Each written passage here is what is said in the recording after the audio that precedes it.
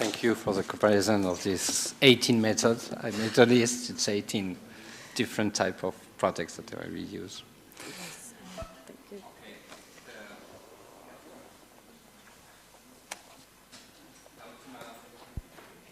La última ponencia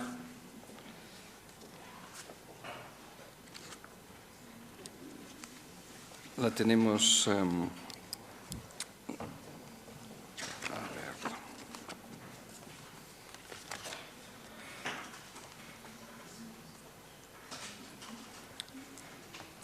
Sayeh Khajeheiyan tiene un máster en Historia del Arte por la Universidad de Teherán, es conservadora por la Universidad de Isfahan, ha seguido en la Universidad del Cultural Heritage de Irán el curso de conservación y trabaja actualmente en el Royal Ontario Museum, en el Departamento de Conservación de Pintura, y está involucrado con el Getty en proyecto en el sur de Irán sobre las superficies policromadas.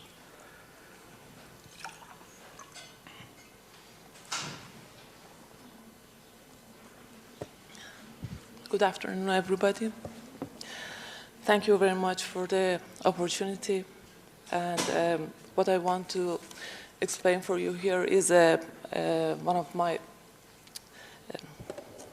experiences about 4 years ago.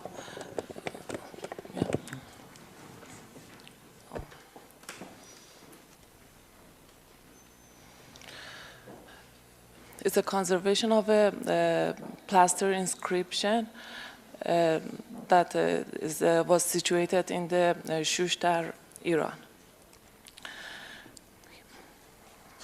Our project was at the Jame Mosque of Shushtar in Khuzestan province. It's in the west, south of Iran, exactly here above the Persian Gulf is Khuzestan province, and Shushtar is at the west part of the Khuzestan. This region has a hot climate characterized by long summers and short, cool winters. To be near Persian Gulf, this place has a very high humidity, and the area difference temperature goes between 0 to 50 centigrade degree. This is the Jame Mosque in the center of the Shushtar. The mosque is at the center of the city, and it was built at 9th century, exactly 868 is the time when it was built. Jame Mosque is a little different with the other typical mosques that maybe you have seen, because there's no dome in this building, and here is two minaret. Minaret is the towers that usually are in the mosques for calling people for praying. And this one is the original one, original tower, and the second one has been made later, and now it disappeared. This mosque has a central courtyard, which is covered because they use it for Friday prayers, and they cover it for the prayers. And here is the prayer hall that called Shabestan. Our inscription is situated exactly here on the south wall of the mosque, and here is the entrance of the mosque, and the south side is oriented, is directed to the Qibla, to Mecca. So here we have a mihrab, as you will see later. Here is the mihrab that people pray to this site.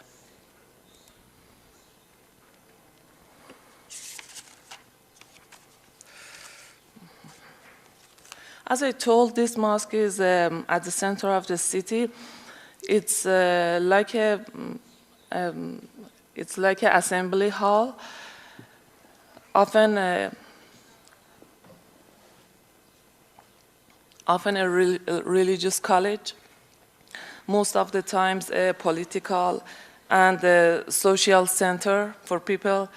So the very first priority for us in our conservation was planning for conservation was to preserve the authenticity of the place and the respect to integrity of the building.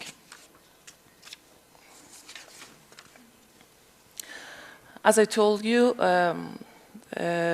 this side of the mosque is the south wall of the mosque, and here is where the inscription is located. This is our inscription, but a part of it, it was in two pieces.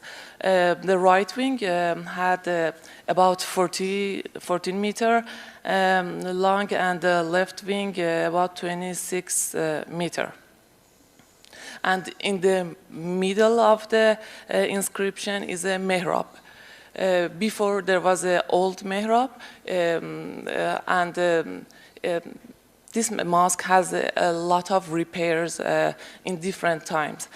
The mihrab is, which now we can see, is built at 1744. Has the date of 1744, and is completely a new relic. The calligraphy of the inscription is Kufic.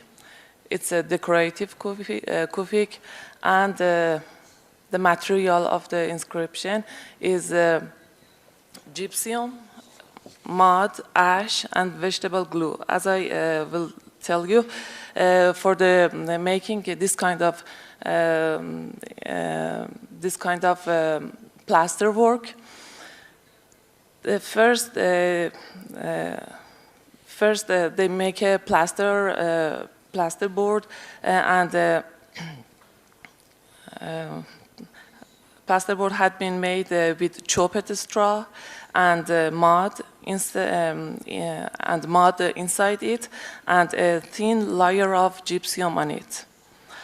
After that, they draw the patterns or inscription or anything they want to carve on the plaster, and then they painting the pattern with a mixture of ochre and white clay. The next step was make a mixture of gypsum, as I told you, with mud, ash, and vegetable glue. Vegetable glue is called sirish, and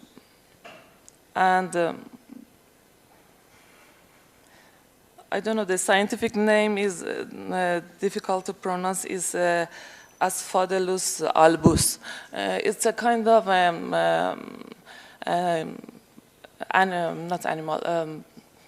vegetable glue that they used for making reducing the setting time. For reducing the setting time, there's different kind of techniques to do that. For example, there's a technique that is very usual in Iran. Traditionally, they massage the paste until it sweats. Just like us when we sweat, exactly the paste of the plaster, you can see the drops of water on it. And they call it کشته. Sorry, I have no equivalence for them because the terms only exist in the Persia, and I don't know. Maybe there is equivalence for these terms, and I don't know them. Another way for reducing the setting time is adding some materials. In this kind of work of art, they added serish and also mud. After massaging and making wicks, they place it on the plaster, on the plasterboard, and after that they work with the knives and carve it and make the shape that they desire to have.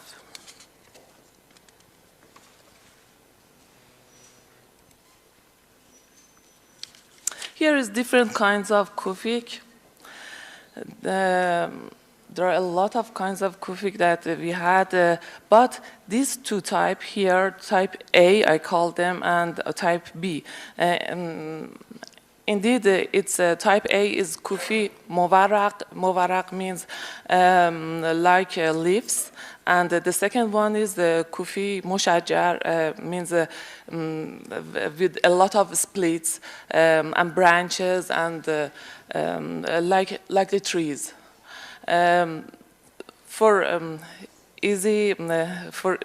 It's easier to say type A and type B. Experts have a discussion that our inscription belongs to first one or the second one. I believe the second one is more near to our inscription, and we can call it Kufi Moshajjar.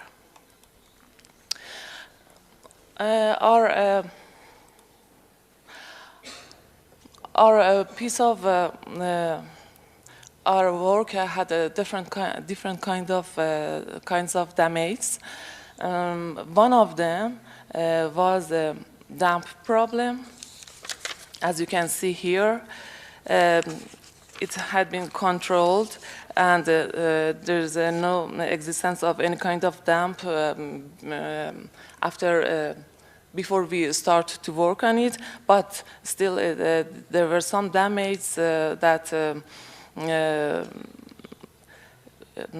make the exactly on the piece of inscription that we could find the date of the inscription. It ruined the information, and we couldn't find the date of the inscription. But we believe that it was the first works that had been made with the build of the mosque.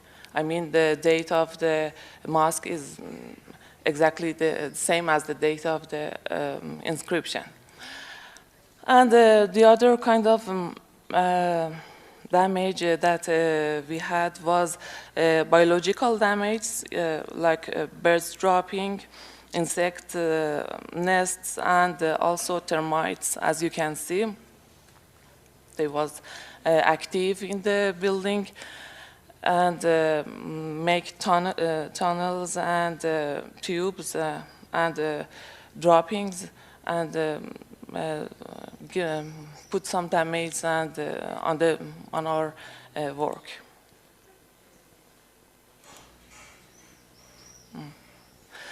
The other part of damage, I believe, was vandalism and human damage. It's an old pulpit. It's very old. The date is I don't know now exactly the date. I have it in my documents. I believe it has about 1,000 years age, and people believe in this pulpit, and they burning candles, and especially when they need to get pregnant, they pass under it, and this kind of usage of the pulpit makes a lot of the damage, especially burned areas on our inscription. As you can see here. Yeah. And also because of the political usage of the place, you can find different electrical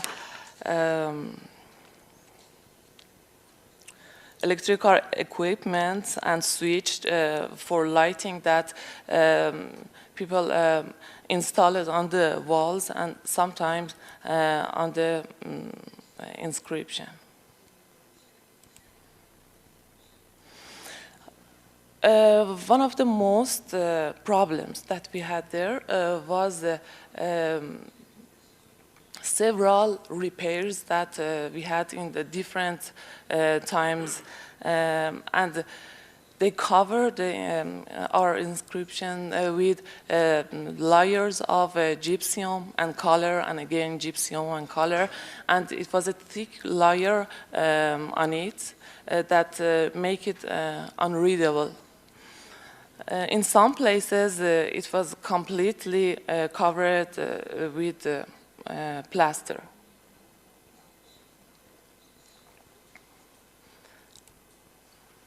Like here. This part is completely covered with plaster and you cannot find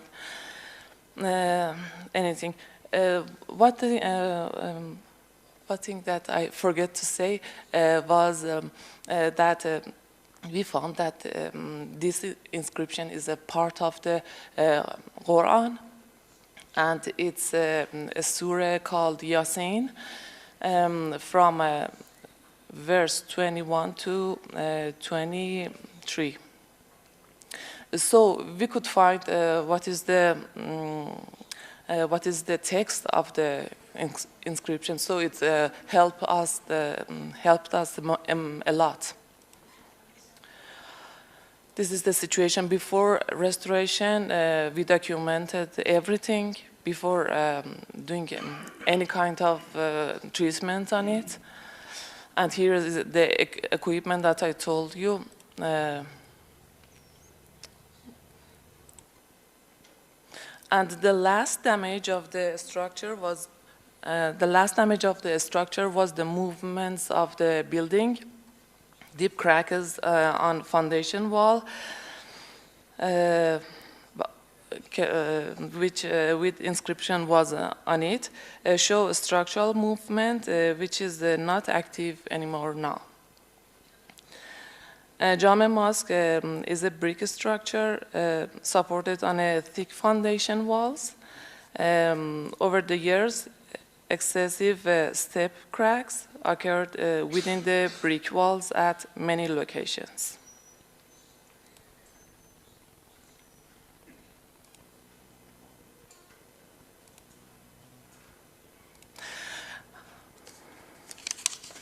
Our restoration, as I told you, begins with documentation at the beginning, in the middle, and at the end of the work. All of them was one-to-one. I mean the real size of the inscription.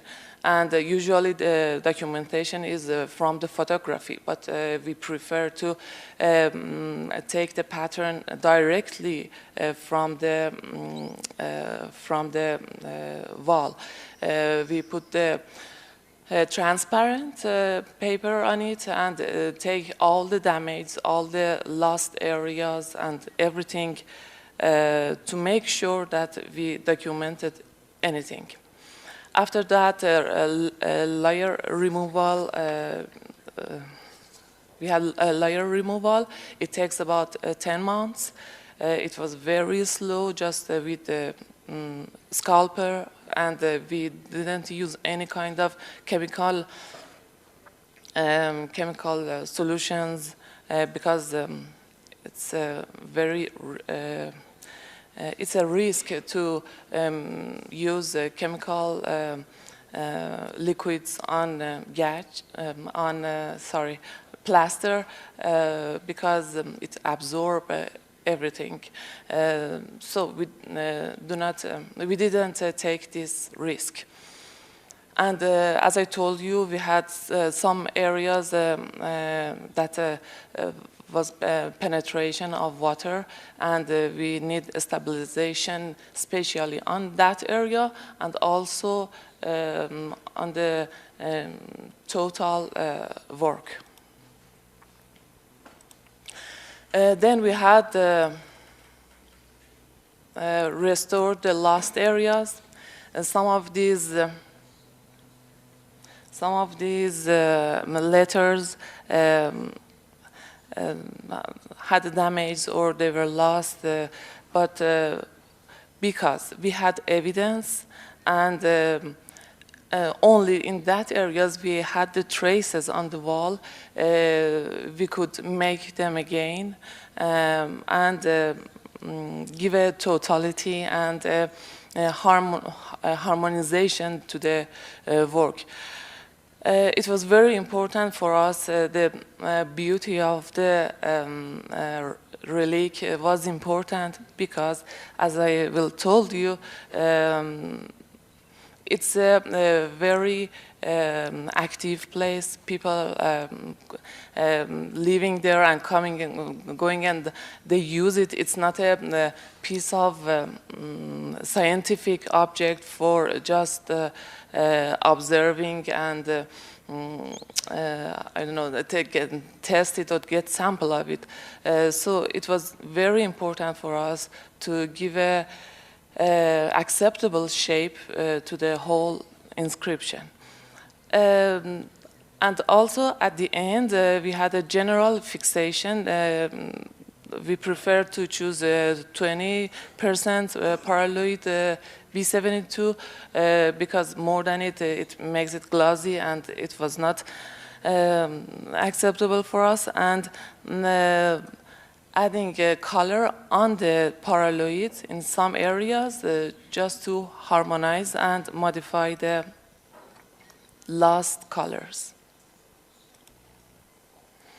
So one of the pictures that belongs to after restoration. Here you can see the areas that we make them again. They are the lost pieces.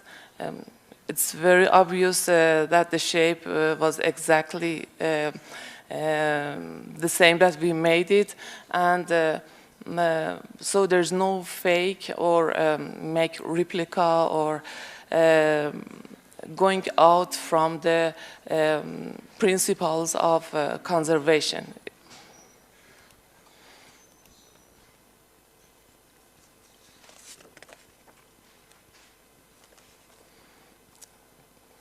After conservation,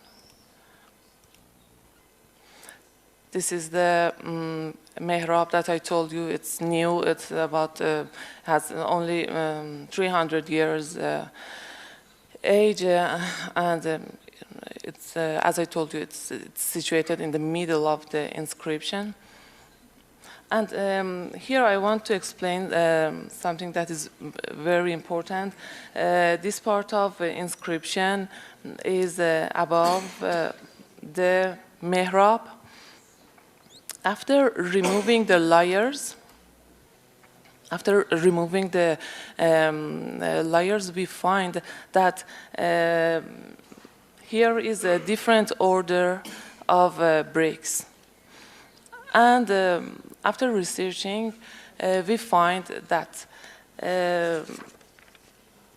for some reasons, I should go back to the history. As you know, Iranians are Shia. They Ali is very important for them. And Imam Ali has been terrored at the mosque when he was praying. After terroring him, a kind of element was added to the architecture that they make a door at near the mihrab or in the middle of mihrab or behind it to make a easy way for imam. Imam is a person who prays, and it means leader. I don't know exactly the term in English. It's to make an easy way for him to go out and coming in front of the people. So it's here, as you can see, the different order of bricks. It shows here was the door that you can see in the other mosques in Iran. But during the years and after repairs, the door is the door had been closed. So now you cannot see the door.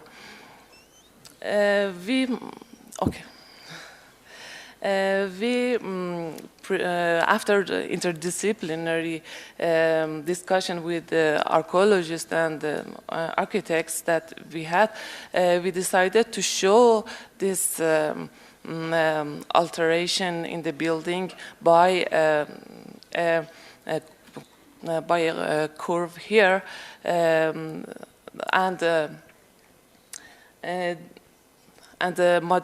show the modification and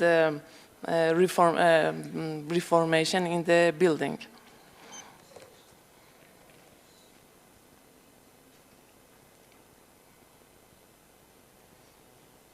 Okay, it's an arc with an arc form. This form refines the history of the relic. Meanwhile, it doesn't disturb the integrity of it. And our results.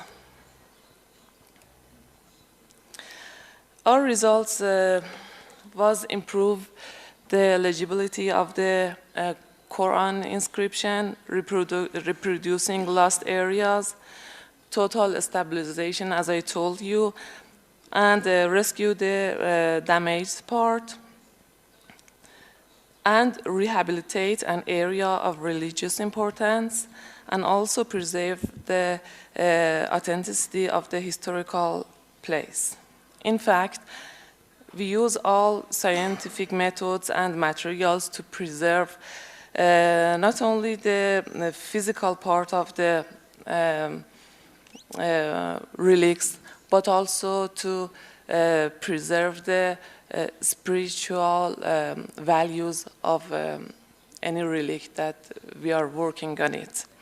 To clarify my idea, I should tell you that for the continuous preserving of this relic, some experts suggest us to make a showcase for this to prevent it from further damage. But we believe that it's not a good idea because it separates the relic from the people. And the better way that we choose was to introduce it to people and tell them the importance of preserve their heritage. And we believe that it's the continuous prevention, conservation that we can make in any region and any country. Thank you for your attention. It's finished. Thank you, Sayeh.